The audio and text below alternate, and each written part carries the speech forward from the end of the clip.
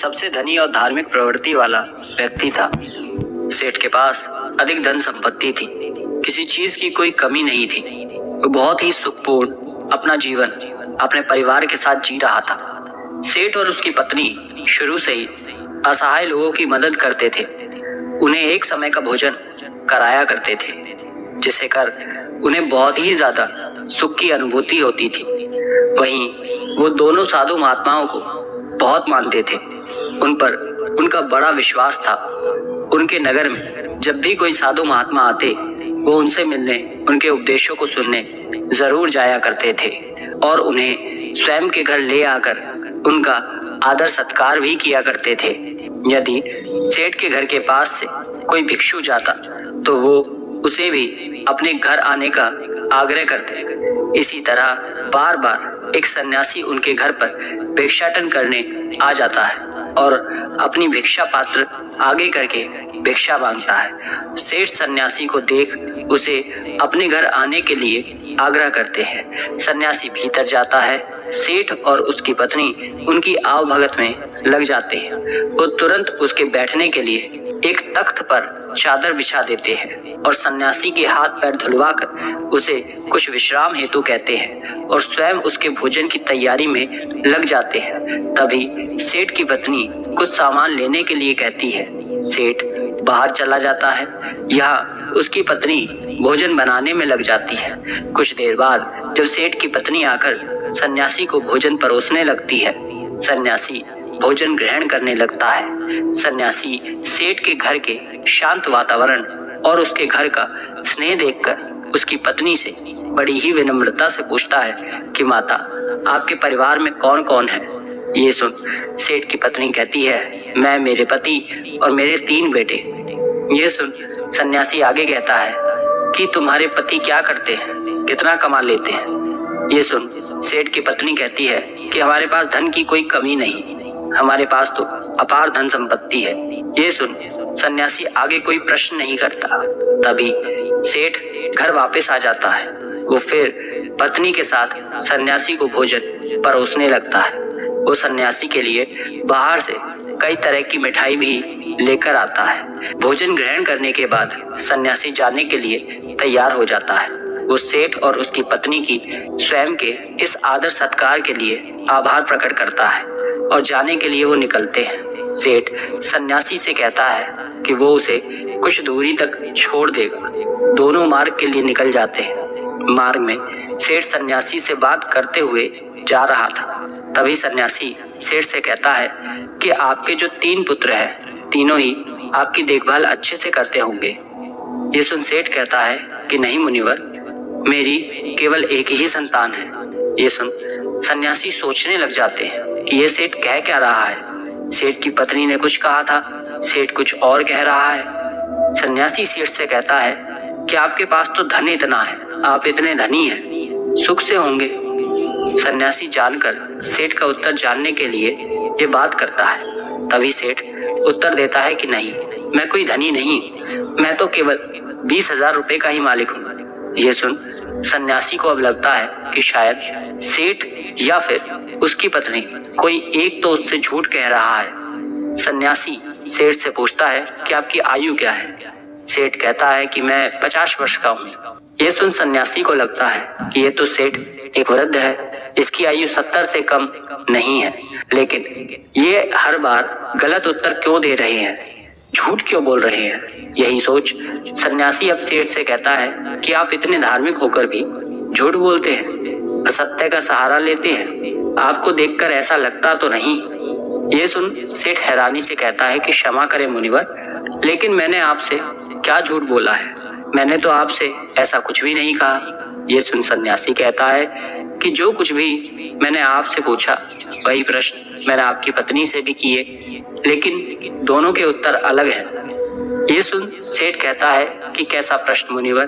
तब सन्यासी कहता है, मैंने आपकी पत्नी से पूछा था कि उनके घर में कौन कौन है, तो उन्होंने कहा कि आप दोनों के अलावा आपके 3 पुत्र हैं, लेकिन आप कहते हैं कि आपकी केवल एक ही संतान है। जब मैंने आपसे धन के बारे में पूछा कि कितना है, तो आपकी पत्नी ने बताया कि आपके पास बहुत धन है, आप इस नगर के धनी लोगों में से एक हैं और आप कहते हैं कि आप बस 20,000 रुपए के ही मालिक हैं। अभी मैंने जब आपकी आयु पूछी तो आप 50 वर्ष बता रहे हैं, जबकि देखने में आप 70 से अधिक के लगते हैं, यानी आपने झूठ कहा। ये सुन सेठ बड़े ही विनम्र स्वर में कहता है कि क्षमा करें मुनिवर, लेकिन झूठ बोलना पाप है, तो भला मैं आपसे झूठ क्यों बोलूंगा, और वो भी आप जैसे महात्मा से जिन्हें मैं इतना मानता हूँ। ना तो मैंने कोई आपसे झूठ कहा, ना मेरी पत्नी ने, हमने बस सत्य बताया है। ये सुन सन्यासी कहता है कि लेकिन आप दोनों के सत्य अलग क्यों हैं? ये सुन सेठ कहता है कि ये सत्य है कि मेरे 3 पुत्र हैं, लेकिन जो मेरी आज्ञा का पालन करता है वो केवल मेरा एक ही पुत्र है, बाकी दोनों को अपने माता पिता से कोई मतलब नहीं है। जो कुसंग में रहता है वो मेरा अपना कैसे? इसलिए मेरे लिए मेरी एक ही संतान है। आपके दूसरे प्रश्न के अनुसार रही धन की बात, तो मुनिवर मेरे लिए मेरा वही धन अपना है जो मैं स्वयं के जीवन में उपयोग करता हूँ, और वो इतना ही है जितना मैंने बताया। बाकी सब जो है वो मेरा नहीं है, उसमें से कुछ में असहाय लोगों की, जरूरतमंदों की मैं मदद कर देता हूँ, तो कुछ मेरी इस देह को त्यागने के बाद मेरे सभी संगी संबंधी ले जाएंगे, तो उस पर मेरा कैसा अधिकार? अब बात करें अंतिम प्रश्न की, तो मैंने अपने 50 वर्षों की आयु तक महात्माओं की शरण में जा शिक्षा लेना, जीवन के सही मूल्यों को समझना सीखा है, उनकी सेवा की है, और उस पर ही मैं इस संघ से जुड़ गया हूँ। यही कारण है कि मैंने आपको अपनी आयु ये बताई है। अब आप ही बताएं, क्या इसमें मैंने कुछ झूठ कहा? ये सुन सन्यासी को अब सेठ की पूरी बात समझ आ जाती है, और वो कहते हैं कि क्षमा करें, मुझे पहले आपके विषय में जान लेना चाहिए था, स्वयं के भीतर आपकी झूठी छवि बनाने से पहले। और तब सन्यासी सेठ की बात का मान रखते हुए आगे बढ़ जाता है और सेठ पुनः अपने घर लौट जाता है। अतः किसी के प्रति अपना नजरिया बनाने से पहले, प्रतिक्रिया देने से पहले सामने वाले की बातों को भी पूरा सुन लेना चाहिए। एक बार व्यक्ति किसी महात्मा के आश्रम में बैठ उनके उपदेशों को सुन रहा था। तभी वो महात्मा से कहता है कि मुनिवर, आप सभी संत महात्मा हमें चिंता से जुड़े कई उपदेश देते हैं, क्या आप हमें कोई ऐसा हथियार नहीं बता सकते जिसके द्वारा हम चिंता को स्वयं के जीवन से निकाल कर फेंक ही दे? चिंता में ऐसा क्या है जो व्यक्ति को बर्बाद कर देती है? क्योंकि एक तनावग्रस्त व्यक्ति इतना परेशान हो जाता है कि सब कुछ वो गंवा देता है। ऐसा आखिर क्यों होता है? उस व्यक्ति की बात सुन महात्मा कहते हैं कि चिंता एक ऐसी मानसिक समस्या है जो यदि व्यक्ति को पकड़ ले तो उसे डुबो देती है। उसे केवल स्वयं से मुक्त कर ही आप सुखी रह सकते हैं, और ये तब होता है जब आप स्वयं को मजबूत कर लें। आपको केवल बस ये समझना है कि परिस्थिति चाहे कैसी भी हो, हमें उस समय तनाव में नहीं आना है, घबराना नहीं है, बल्कि स्वयं को भीतर से मजबूत रखना है। यदि आपने अपने भीतर हौसला रखा है तो कोई चिंता आपका कुछ नहीं बिगाड़ सकती। ये सुन व्यक्ति कहता है कि किंतु ऐसा होता क्यों है?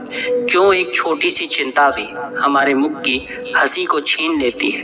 ये सुन महात्मा कहते हैं कि आपको एक छोटी सी कहानी सुनाता हूँ, ध्यान से एकाग्र होकर सुनना। दोस्तों, कहानी अगर आपको पसंद है तो वीडियो को अभी लाइक कर दें और चैनल को सब्सक्राइब कर दें। कमेंट बॉक्स में नमो बुद्धाय जरूर लिख दें। एक बार पिता ने अपने पुत्र को काफी परेशान और निराश देखा। वो प्रतिदिन उसे यूं देखते, वो उसे देख समझ गए थे कि कोई बात अवश्य है जो उसके पुत्र को भीतर से परेशान किए हुए है। पिता ने कई बार पुत्र से ये पूछना चाहा कि वो किस चिंता में है, लेकिन पुत्र हर बार ये दिखाता कि कुछ नहीं हुआ, वो वहां से चला जाता। पुत्र के व्यवहार से पिता को ये विश्वास हो गया था कि अवश्य कोई बात है, चिंता है जो उसे भीतर से खाई जा रही है, लेकिन वो बता नहीं रहा है। तब पिता ने एक दिन पुत्र को अपने पास बुला उसे समझाते हुए कहा कि जीवन में हम कितनी भी सफलता क्यों ना पालें, लेकिन यदि हमारे भीतर चिंता या तनाव ने घर कर लिया तो ये हमारी उन्नति के बीच एक बाधा बनकर आ जाती है। चिंता व्यक्ति को आगे बढ़ने नहीं देती, उसके भीतर कई सारी नकारात्मकता को भर देती है। चिंता बहुत ही भयानक होती है, ये सुखी समृद्ध घर को भी तबाह कर देती है। ये सब सुन पुत्र कहता है कि आप कहना क्या चाहते हैं पिताजी, मैं समझा नहीं। तब पिता पुत्र को लेकर एक जंगल की तरफ चले जाते हैं और वहां पहुंच पुत्र से कहते हैं कि ये पेड़ जो तुम देख रहे हो ये कई वर्षों पुराना है। ये मेरे पिता के पिता के पिता यानी कि 3 पीढ़ी से भी ज्यादा पुराना पेड़ है और आज भी बाहर से उतना ही मजबूत है जितना पहले था। चाहे कितनी भी आंधी तूफान वर्षा क्यों ना आ जाए, इस वृक्ष को हिला तक नहीं पाई है। यही नहीं, इस पर ना जाने आज तक कितने पेड़ भी टूट कर गिर गए हैं, बिजली गिर गई है, लेकिन ये पेड़ फिर भी नहीं गिरा, वहीं पर खड़ा है पूरी मजबूती के साथ।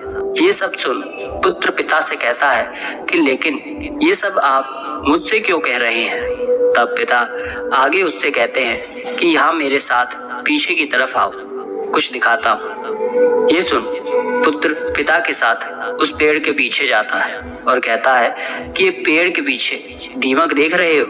पुत्र कहता है कि हाँ। पिता कहते हैं कि इसी दीमक ने भीतर से इसकी छालों को पूरी तरह कुतर दिया है और बाहर की तरफ पूरी तरह ये खराब हो गया है। ये सब सुन पुत्र अब की बार भड़क जाता है और कहता है कि लेकिन आप कहना क्या चाहते हैं, मुझे ये सब क्यों बता रहे हैं, भला मैं इन पेड़ों के बारे में जानकर क्या करूंगा। पुत्र को यूं क्रोध में देख पिता कहते हैं कि शांत हो जाओ, तुम्हें सही तरह से बात समझाने के लिए मैं ये सब कह रहा हूँ। ये सुन पुत्र कहता है कि लेकिन आप समझाना क्या चाहते हैं और क्यों। तब पिता कहता है कि जिस प्रकार ये पेड़ किसी भी आंधी तूफान बारिश या फिर बिजली के गिरने पर नहीं गिरा, लेकिन एक दीमक ने इसे कमजोर कर दिया और इतने वर्षों से खड़े इस पेड़ को आज गिरने के लिए मजबूर कर दिया, उसी प्रकार व्यक्ति के भीतर बैठी चिंता उसके पतन का तबाही का कारण बन जाती है। आप चाहे कितनी भी मेहनत क्यों ना कर रहे हो, उन्नति क्यों ना कर रहे हो, लेकिन यदि आपके भीतर किसी बात की चिंता है और वो बाहर नहीं जा रही, तो वो इस दीमक के समान आपको अंदर से कमजोर कर देगी और आपकी उन्नति वहीं रुक जाएगी। एक चिंता आपसे सब कुछ छीन लेगी। इसलिए स्वयं को कभी इतना तनाव में मत लाओ कि आप स्वयं के आगे ही कमजोर पड़ जाओ। पिता की ये सब बात सुन पुत्र कहता है लेकिन ये सब जानकर कोई थोड़ी करता है, परिस्थिति ऐसी हो जाती है। तब पिता आगे कहते हैं कि परिस्थिति चाहे कैसी भी हो, चिंता करने से तनाव में आने से क्या वो सही हो जाएगी? नहीं, चिंता करना परेशान हो जाना किसी भी समस्या का हल बिल्कुल नहीं है। जब आपको कोई मार्ग ना दिखे तो कुछ समय के लिए शांत होकर एक जगह बैठ जाओ, खुद को समय दें और फिर सोचें कि किस तरह इस कठिन समय से निकला जा सकता है। कोई भी समस्या इतनी बड़ी नहीं होती कि उसका हल ना हो। हर समस्या अपने साथ हल लेकर आती है, तुम्हारी समस्या का भी होगा। बस जरूरत है तो कठिन समय में स्वयं को साहसी बनाने की। पिता की इस बात को सुन पुत्र को उनकी हर बात का सही अर्थ समझ आ जाता है कि वो उसे कहना क्या चाह रहे हैं। इस कहानी को पूरा करके महात्मा कहते हैं, क्या अब तुम समझे कि एक छोटी सी चिंता भी आपके जीवन को कितना प्रभावित करती है। ये सुन व्यक्ति कहता है कि जी मुनिवर। महात्मा आगे कहते हैं कि चिंता दुख तनाव सब हमें कमजोर करते हैं, हमें इन्हें स्वयं के जीवन से पूरी तरह त्याग देना चाहिए और जो ऐसा कर लेते हैं वो स्वयं जीवन में सदैव खुश रहते हैं। जीवन में परिस्थिति चाहे कोई भी हो, समय कभी एक सा नहीं होता, हमेशा बदलता है। बस अपने सुख के पल को स्मरण करके उसे दुख में साहस का हथियार बना लो। ये चिंता कुछ नहीं बिगाड़ पाएगी, लेकिन यदि इस चिंता में आप घिर गए तो कभी उन्नति नहीं कर पाओगे। इसलिए कभी व्यक्ति को व्यर्थ की चिंता में नहीं आना चाहिए। जो वर्तमान में हो रहा है उस पर ध्यान दे, अपना कर्म करें, बाकी सब छोड़ दें और धैर्य रखें। ये समय भी कब निकल जाएगा आपको पता ही नहीं चलेगा। महात्मा की बात सुन व्यक्ति को उसके प्रश्न का उत्तर मिल जाता है और वो लौट जाता है। अतः चिंता व्यक्ति के जीवन की सभी खुशियां, सुख समृद्धि छीन लेती है। इसलिए व्यर्थ में इन सब में नहीं पड़ना चाहिए। स्वयं को चिंता मुक्त रखें, तभी आप जीवन में खुश रह सकते हैं। आशा करते हैं ये बात आप समझे होंगे। धन्यवाद।